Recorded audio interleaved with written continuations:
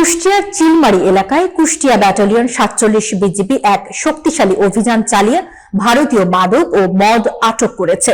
১৯ জানুয়ারি ২০২৬ তারিখ সকাল ৫টা ৫০ সীমান্ত পিলার ১৫৭/২S এলাকা থেকে একটি চৌকস টহল দল মোহাম্মদ মিজানুর নামের এক বাংলাদেশি চোরাকারবারিকে আটক করতে সক্ষম হয়েছে।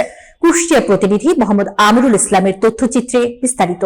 এ সময় তার কাছ থেকে ভারতীয় ১৩১ পিস ইয়াবা, একটি মোবাইল ফোন ও ৫০০ টাকা নগদ উদ্ধার করা হয়।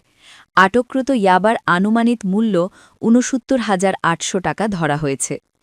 এর আগে সকাল ৪টা ৪০ সীমান্ত পিলার ৮৫/১৩S এলাকা থেকে বিজিবি আরও একটি অভিযান চালিয়ে মালিকবিহীন অবস্থায় ভারতীয় ৫১ বোতল মদ জব্দ করে। এই মদের আনুমানিক মূল্য ৭৬,৫০০ টাকা। দুই অভিযান মিলিয়ে মোট সিজারকৃত মালামালের মূল্য দাঁড়ায় ১,৪৬,৩০০ টাকা। বিজিবি জানিয়েছে, আটককৃত আসামিসহ সমস্ত মাদকদ্রব্য দৌলতপুর থানায় হস্তান্তর করা হয়েছে। মালিকবিহীন মদ ধ্বংসের জন্য ব্যাটালিয়ন সিজার স্টোরে জমা রাখা হচ্ছে।